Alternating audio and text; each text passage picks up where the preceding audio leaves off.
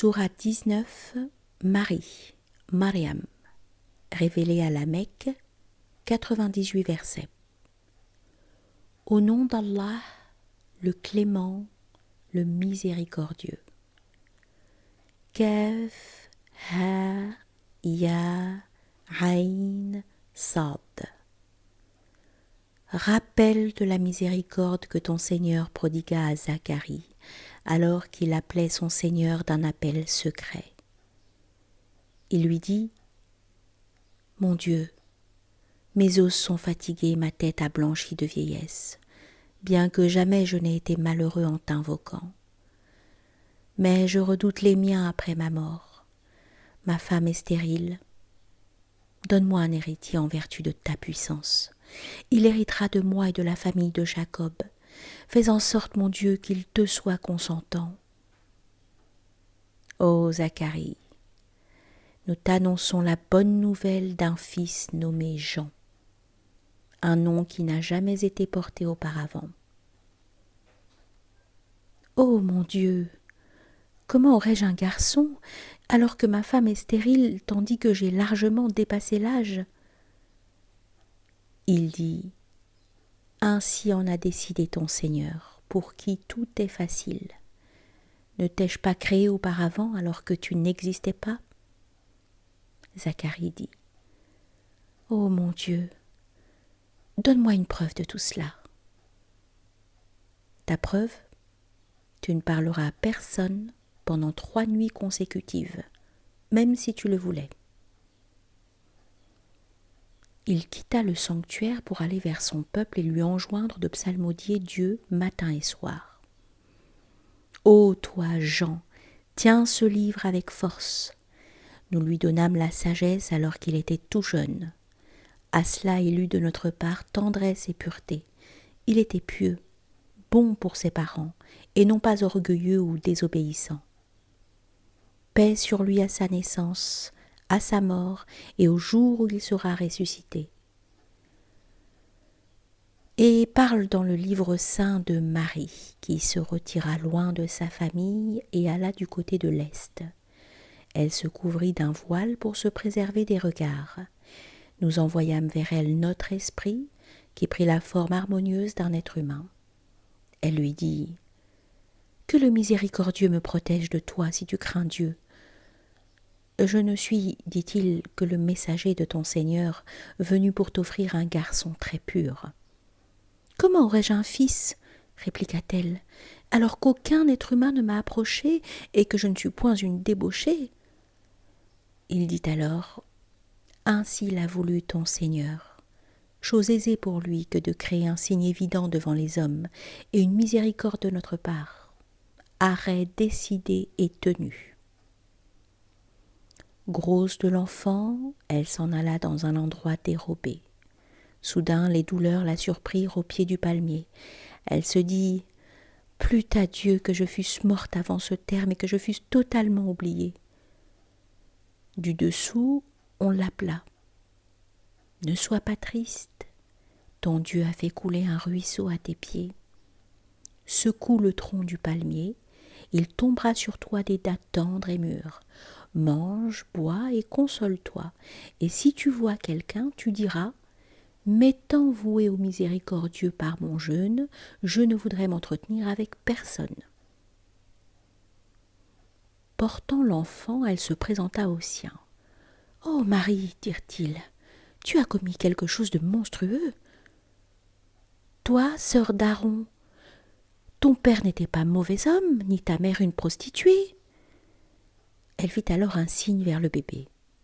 Ils dirent : « Comment parlerions-nous à un bébé au berceau ? » Mais celui-ci dit : « Je suis vraiment le serviteur de Dieu. Il m'a donné le livre et m'a désigné comme prophète. Il m'a béni où que je sois. Il m'a recommandé la prière et l'aumône, et cela tant que je vivrai, ainsi que la bonté envers ma mère. Il ne m'a fait ni violent ni malheureux. Et que la paix soit sur moi le jour où je naquis, le jour où je mourrai et le jour où je serai ressuscité vivant. » Tel est Jésus, fils de Marie, parole de vérité sur lequel il doute. Dieu ne peut avoir d'enfant, cela n'est pas conforme. Gloire à lui. Quand il décide quelque chose, il dit soit et elle est. Certes, Dieu est mon Seigneur et le vôtre. Vénérez-le, tel est le chemin le plus droit. Mais les sectes se sont opposées les unes aux autres, grâce à celles qui récusent la foi de Dieu en raison de leur comparution lors d'un jour terrible. Écoute-les et regarde-les le jour où ils se présenteront devant nous. Les injustes sont désormais dans une perdition évidente. Préviens-les toutefois des regrets à venir, notamment le jour où la sentence sera prononcée, alors qu'ils végètent dans l'incroyance. Car nous disposons de la terre et de ses habitants, lesquels reviendront vers nous. Dans le livre, rappelle aussi Abraham qui fut sincère et prophète, lorsqu'il dit notamment à son père « Ô Père, pourquoi adores-tu ce qui ne t'entend pas, ne te voit pas, et de plus ne t'apporte rien d'utile ? Ô Père, il m'est arrivé une part de connaissance que tu n'as pas. Suis mon chemin, je te conduirai dans la bonne direction. Ô Père, n'adore pas Satan, car Satan a désobéi au miséricordieux. Ô Père, je crains seulement que tu n'endures un terrible châtiment du miséricordieux et que tu ne deviennes un suppôt de Satan. Aurais-tu de l'aversion pour nos dieux ? Lui dit son père. Ô Abraham, si tu ne cesses, je te lapiderai. Va, exile-toi pour longtemps. Abraham dit, paix et salut sur toi. J'intercéderai pour ton pardon auprès de mon Dieu, car il est bienveillant à mon égard. Je m'éloigne aussi de vous et de ce que vous vénérez en dehors de Dieu. Je continue à invoquer le Seigneur de sorte que je ne serai pas malheureux outre mesure. Et lorsqu'il se sépara d'eux et de ce qu'ils adoraient en dehors d'Allah, nous lui donnâmes Isaac, puis Jacob, et nous en fîmes des prophètes. Nous leur accordâmes notre miséricorde ainsi qu'une éloquence douée d'une puissance supérieure. Dans le livre évoque Moïse, qui fut un fidèle sincère, un envoyé et un prophète. Nous l'appelâmes du côté droit du Sinaï et nous le fîmes approcher en toute quiétude. De notre miséricorde, nous inspirâmes la prophétie à son frère Aaron. Dans le livre, évoque Ismaël, car il était sincère dans son engagement, et il était un prophète messager. Il ordonnait à sa famille d'accomplir les prières, de donner l'aumône. Auprès de Dieu, il avait tout son agrément. Dans le livre mentionne Idriss, qui était un prophète véridique. Nous l'élevâmes très haut. Tels sont les prophètes que Dieu a bénis et comblés parmi les descendants d'Adam. Ceux que nous avons transportés avec Noé, les descendants d'Abraham et d'Israël, ceux enfin que nous avons choisis et dirigés dans le bon chemin. Or, lorsque les versets du miséricordieux leur étaient récités, ils se jetaient en larmes face contre terre et se prosternaient. Après quoi, d'autres sont venus. Ils abandonnèrent la prière et suivirent leur passion. Ils ne subiront que la calamité, à moins qu'ils ne reviennent dans le bon chemin, qu'ils le croient et qu'ils ne fassent le bien. Ceux-là entreront au paradis et ne seront lésés de rien. Ce jardin d'Éden qui a été promis par le miséricordieux à ses adeptes et à ceux qui ont cru au mystère, cette promesse sera tenue. Ils n'entendront aucune parole vaine, seulement paix. Ils y trouveront leur subsistance du matin et du soir. Tel est le paradis dont nous faisons hériter ceux parmi nos serviteurs qui auront cru. Nous ne descendons du ciel qu'en vertu de l'ordre du Seigneur. À lui appartient ce qui est devant nous et ce qui est derrière nous, de même ce qui se trouve entre les deux. Ton Seigneur n'est pas de ceux qui oublient. Seigneur des cieux et de la terre, ainsi que de ce qui se trouve entre les deux, adore-le et demeure constant dans ton adoration. Connais-tu quelqu'un d'autre qui ait le même nom que lui ? L'homme dit, « Quand je serai mort, pourrai-je de nouveau sortir vivant de ma tombe ?» L'homme se souvient-il que nous l'avons créé auparavant alors qu'il n'était rien? Partons, Seigneur, nous les rassemblerons, eux et le démon, et nous les mettrons autour de la géhenne, agenouillés. Ensuite nous arracherons de chaque groupe les plus arrogants à l'égard du miséricordieux. Nous sommes les mieux informés quant à ceux qui, les premiers, méritent d'être brûlés. Et il n'est personne des vôtres qui n'y sera envoyé, car c'est pour ton Seigneur une nécessité impérieuse.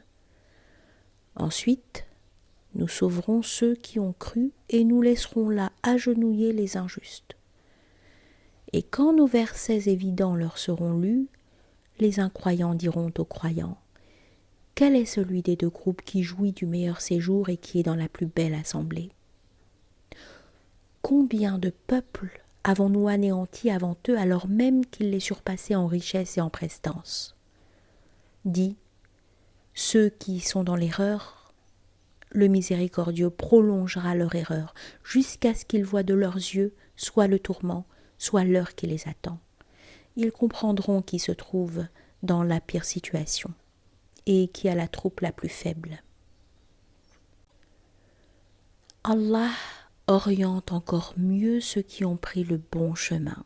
De même, les bonnes actions sont mieux accueillies par ton Seigneur, car elles déterminent un meilleur retour à lui. As-tu vu celui qui réfuta nos signes et qui dit vouloir des biens et des enfants? Connaît-il l'insondable ou a-t-il conclu un quelconque pacte avec le miséricordieux? Oh que non! Nous enregistrons ce qu'il profère et nous lui réservons une part considérable du châtiment. Et nous hériterons de ce qu'il dit lorsqu'il se présentera seul devant nous. Ils ont pris d'autres dieux en dehors d'Allah afin d'être dans la puissance? Non point, car de telles divinités les renieront et se retourneront contre eux.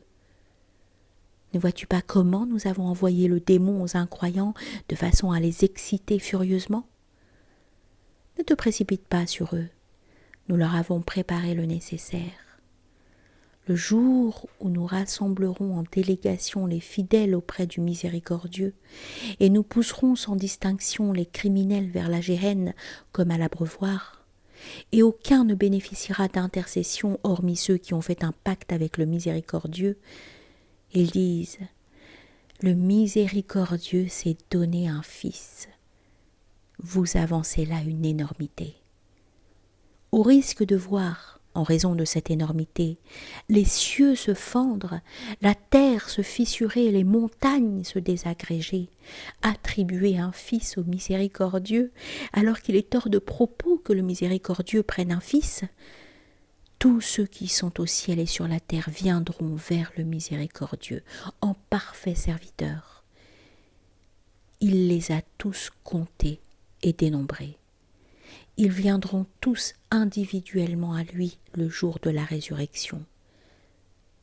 Ceux qui ont cru et qui ont fait du bien, le miséricordieux les comblera de son affection. Nous l'avons rendu, le Coran, accessible par ta langue, afin que tu annonces la bonne nouvelle à ceux qui craignent Dieu et que tu en informes les querelleurs.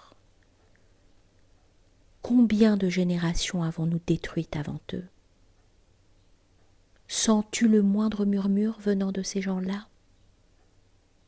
Entends-tu quoi que ce soit?